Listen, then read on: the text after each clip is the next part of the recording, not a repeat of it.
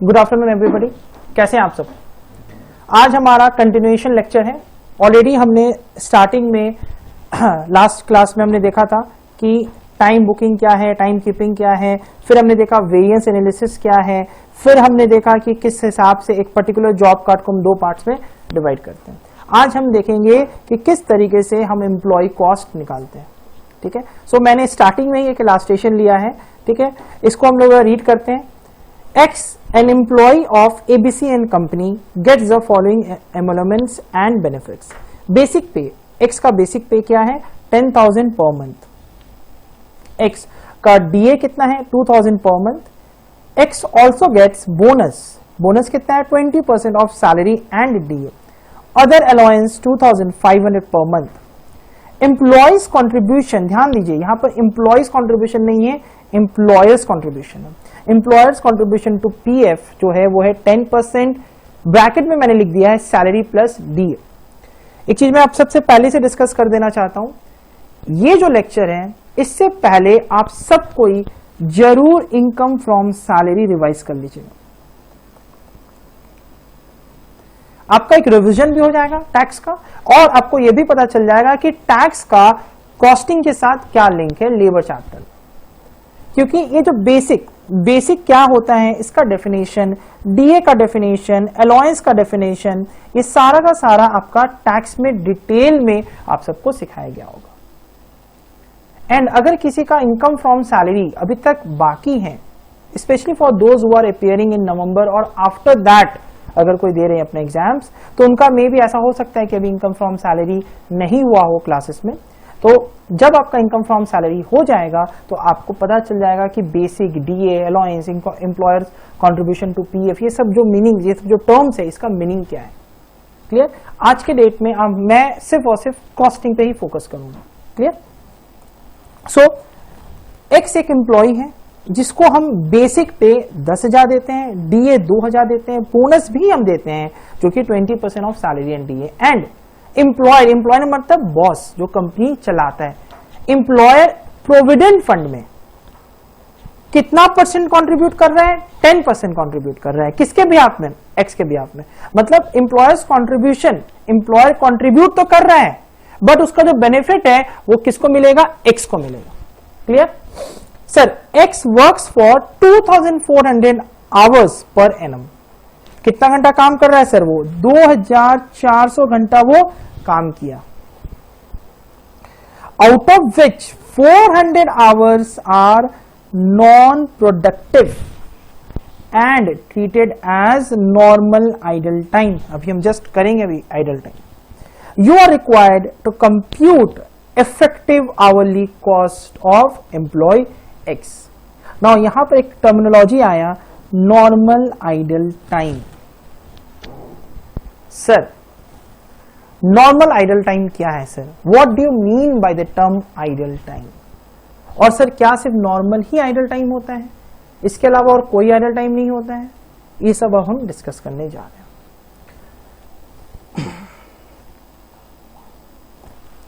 आइए, idle time, the time during which no production is carried out.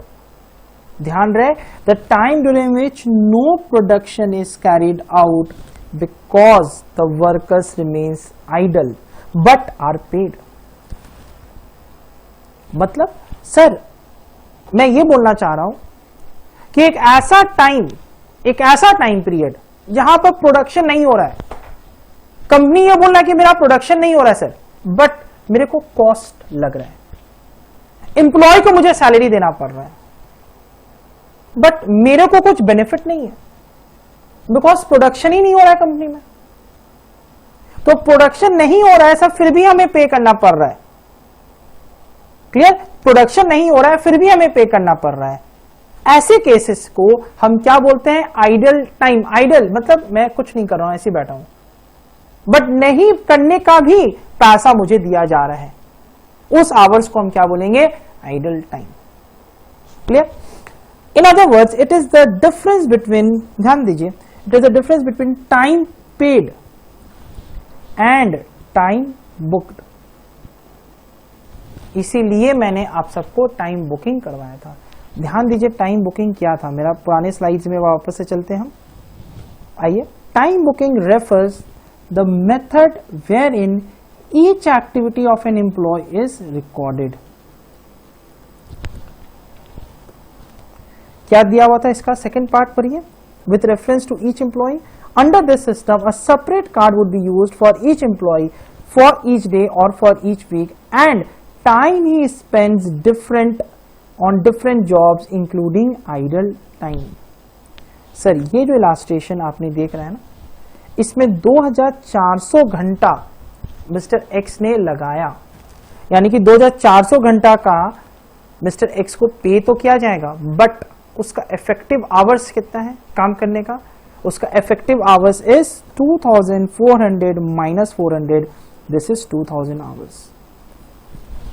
What does it mean? It means कि mister x को payment मिलेगा 2400 hours का, but उसने काम सिर्फ 2000 घंटा किया, यानी कि कंपनी को बेनिफिट सिर्फ और सिर्फ 2000 आवर्स से, बट कंपनी को पेमेंट करना पड़ रहा है 2400 आवर्स। सर 400 घंटा का पेमेंट कंपनी क्यों कर रहा है? ऐसा क्या है इस आवर्स में कि आप बोल रहे हो कि प्रोडक्शन भी नहीं होगा फिर भी कंपनी को ये पे करना होगा? ऐसे टाइम को हम दो पार्ट में डिवाइड करते हैं। One is normal idle time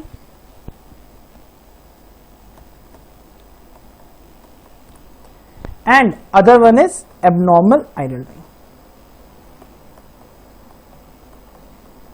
and दोनों केसेस में ही कंपनी को तो नुकसान सहना पड़ेगा, because company needs to pay to the employ.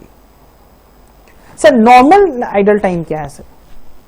This is related to normal loss and this is a abnormal loss। बहुत कॉमन टर्म है सर ये, और बहुत बार रिपीट होता है सर।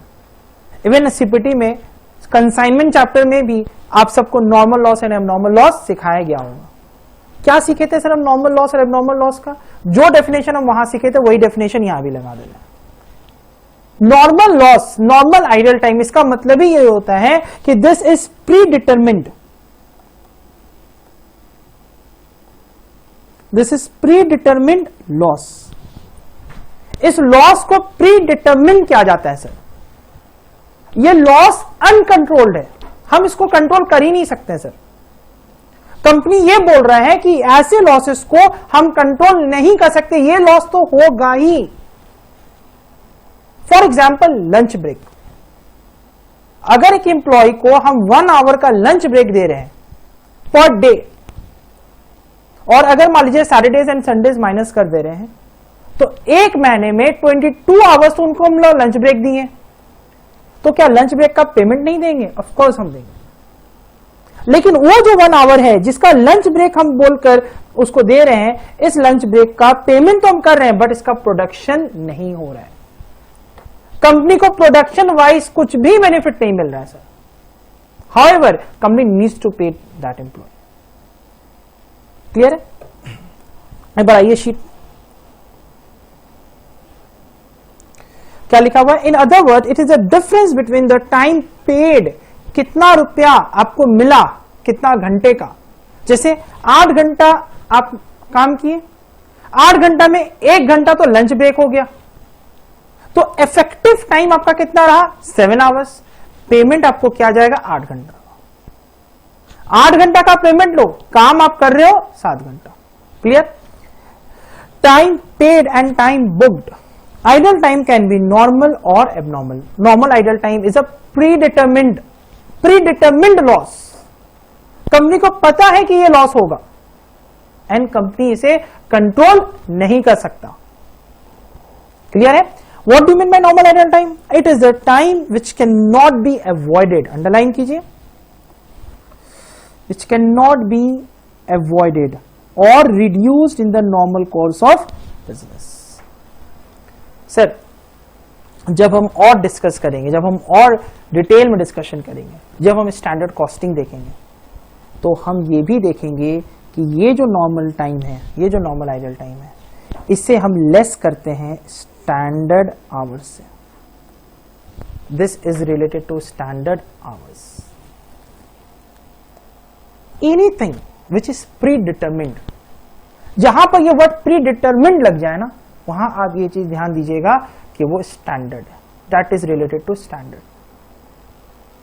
प्री डिटरमिन्ड मतलब कोई भी चीज स्टार्ट होने से पहले हम डिटरमाइन कर, हमने बोला कि 10 आवर्स लगेगा, लगा कि नहीं वो तो बात का बात है, बट हम अभी डिटरमाइन कर रहे हैं कि 10 आवर्स लगेगा, एंड उसमें से 1 घंटा आपको लंच ब्रेक देना होगा। यानी कि मेरे हिसाब से कितना घंटा लगना चाहिए जॉब में, 10 आवर्स की 9 आवर्स? 9 आवर्स। अब हम देखेंगे कि एक्चुअली में मेरे एम्प्लॉय कितना आवर्स काम किए। क्या पता वो लंच ब्रेक ले ही नहीं, 1 आवर का लंच ब्रेक, वो हाफ एन आवर में ही अपना लंच कंप्लीट करके काम करने आ जाएगा, बहुत एफिशिएंट एम्प्लॉय है। तो ऐसा भी तो हो सकता है ना कि भाई 1 आवर का लंच ब्रेक हमने दिया बट वो लिए हाफ एन आवर ही। इसीलिए नॉर्मल टाइम को हम बोलते हैं कि this is pre determined. You can not know ना कि कौन सा एम्प्लॉय 1 आवर ले रहा है, कि कौन सा एम्प्लॉय 1.5 आवर्स ले रहा है, या कौन सा एम्प्लॉय 15 मिनट्स ही लेकर अपने काम में वापस आ जा रहा है। क्लियर है? सो इसीलिए यहां पे ये वर्ड यूज किया गया है, which can not be avoided और reduced in the normal course of business. हम तो रिड्यूस नहीं कर रहे हैं, कंपनी रिड्यूस नहीं कर रहा है, कंपनी फिक्स कर दिया टाइम। अगर एम्प्लॉय बहुत अच्छा है, एम्प्लॉय बहुत एफिशिएंट है, वो चाहता है कि नहीं भैया हम कंपनी का 2 पैसा बचा ही ले, तो वो जल्दी लंच करके आकर अपना काम कंटिन्यू कर सकता है। एंड ऐसे एम्प्लॉयज को हम एक्स्ट्रा पे करते हैं, एक्स्ट्रा बोनसेस देते हैं। क्लियर है? नॉर्मली तो उनको भी 8 घंटा का पेमेंट मिलेगा, बाकियों को भी 8 घंटा का पेमेंट मिलेगा, बट उनको और एक्स्ट्रा बोनसेस दिया जाएगा। Clear? Examples, time lost between factory gate and the place of work. ऐसा भी होता है कि कहीं फैक्ट्री गेट कहीं और है और घुसने का गेट कहीं और है, इसीलिए यहां पे लिखा हुआ है time lost. The interval between one job and another. ठीक है? और ट्रीटमेंट, इसका ट्रीटमेंट क्या है, ध्यान से सुनिए। इसका treatment is, it is treated as a part of cost of production. It is a part of cost of production. अब सर कॉस्ट ऑफ प्रोडक्शन क्या है, सीओपी क्या है सर? तो सर ये तो हमने कॉस्ट शीट में ऑलरेडी बताया गया है। मटेरियल आता है, लेबर आता है, तो जब हम डायरेक्ट लेबर जब ऐड करते हैं तो मिलकर क्या बनता है सर, वो प्राइम कॉस्ट। प्राइम कॉस्ट में हम फैक्ट्री ओवरहेड ऐड करते हैं, एडमिन ओवर ऐड करते हैं, तो हम लोग को क्या बनता है सर, कॉस्ट ऑफ प्रोडक्शन। तो वो यहां लिखा गया है कि अगर नॉर्मल आइडल टाइम है तो वो कॉस्ट ऑफ प्रोडक्शन का पार्ट बनेगा।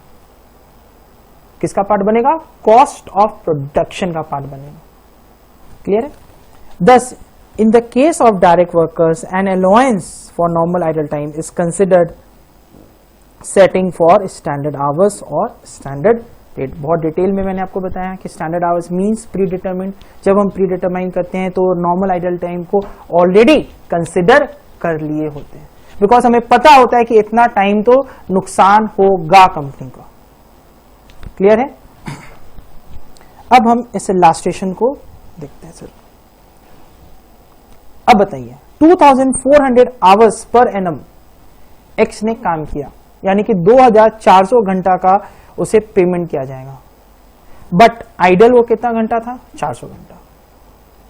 एंड क्योंकि वो 400 घंटा आइडल था, उसका नेट वर्किंग आवर्स जो निकलेगा वो कितना निकलेगा sir? 2000 hours.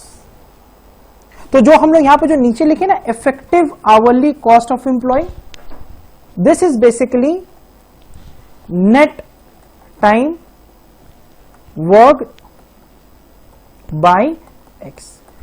Net time worked by X, तो कितना टाइम वर्क हुआ है एक्स के बाद, सॉरी एक्स से? 2000 आवर्स। 2000 घंटा उन्होंने काम किया, तो 2000 घंटा पे हम कैलकुलेट करेंगे इफेक्टिव कॉस्ट। एंड जो इफेक्टिव कॉस्ट है ना, वो हम एम्प्लॉय के लिए नहीं निकाल रहे, हम कंपनी के लिए निकाल रहे हैं कि कंपनी को मिस्टर एक्स को रखने का इफेक्टिव कॉस्ट कितना पड़ रहा है। क्लियर है sir? Computation of wages and allowances and incentives, following elements shall be included. देख लीजिए सब इंक्लूडेड आइटम्स है, क्या क्या इंक्लूड करते हैं हम कैलकुलेट करते समय? Salary, basic pay, DNS allowance, bonus, other allowance, employees contribution to PF, perquisites if any. ये सारा का सारा डिटेल मीनिंग आपको टैक्सेशन में जरूर पता चलेगा। Following elements shall be excluded. क्या चीज एक्सक्लूड होता है सर?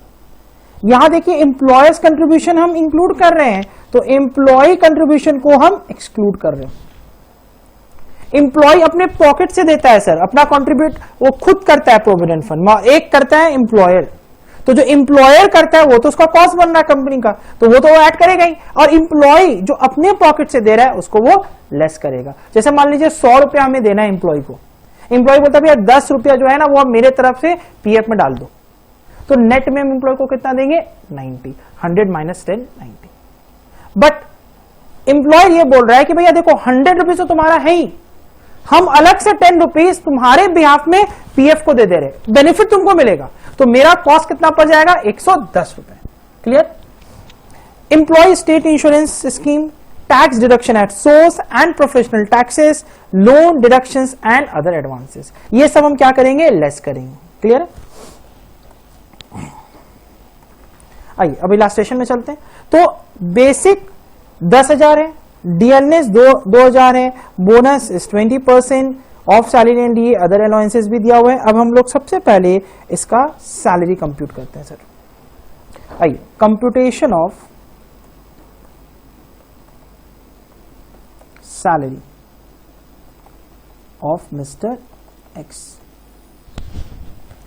अब एक चीज ध्यान दीजिएगा, क्योंकि ये पर एनम है ना, आपका नंबर ऑफ आवर्स जो है वो पर एनम है, तो इट इज बेटर कि हम ऊपर का जितना भी चीज कैलकुलेट करेंगे सारा पर एनम में कैलकुलेट करें, सो दैट इफेक्टिव आवर्स निकालने में हमारे लिए इजी हो। क्लियर? आइए sir, basic it is 10,000 per month,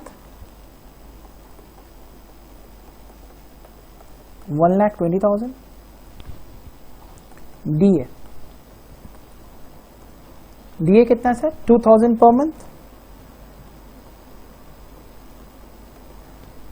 24,000। एक बार हम लोग इसका टोटल कर लेते हैं यहीं पर, 1,44,000। Bonus is 20% of salary and DA. आइए ऐड करते हैं bonus at the rate of 20%, तो 1,44,000 का 20%, this is 28,800। Add other allowance कितना है 2,500 पर मंथ,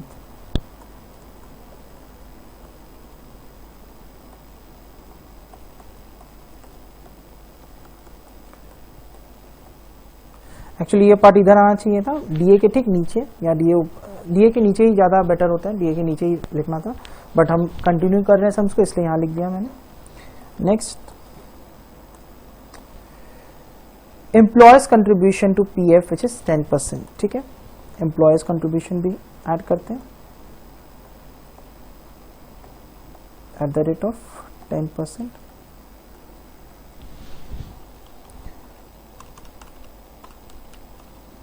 $14,400 एंड इसका हम टोटल कॉस्ट टू कंपनी निकालते हैं। This is cost to company. Cost to company मतलब कि कंपनी को कितना कॉस्ट लगा फॉर मिस्टर एक्स। चेक कर लेते हैं, बेसिक हमने ले लिया, डी हमने ले लिया, बोनस ले लिया, अदर अलाउंसेस ले लिया, एम्प्लॉयज कंट्रीब्यूशन भी हमने ले लिया। Total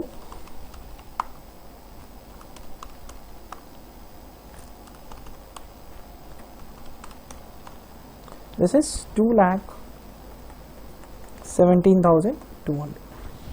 now number of hours worked, कितना घंटा उन्होंने मिस्टर एक्स ने काम किया 2,000 आवर्स। ठीक है, कितना आवर्स में उसका पेमेंट हो रहा है, कितना आवर्स का पेमेंट हो रहा है 2,400 आवर्स का उसको पेमेंट हो रहा है। ध्यान दीजिएगा इस चीज को, 2,400 आवर्स का उसको पेमेंट मिल रहा है। आवर्स वर्क कितना है 2,000 hours, therefore effective rate per our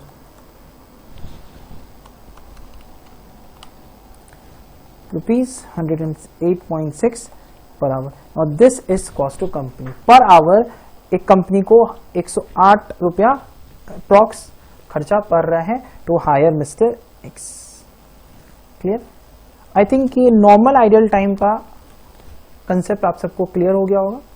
in the next class we will continue with our abnormal ideal time discussion.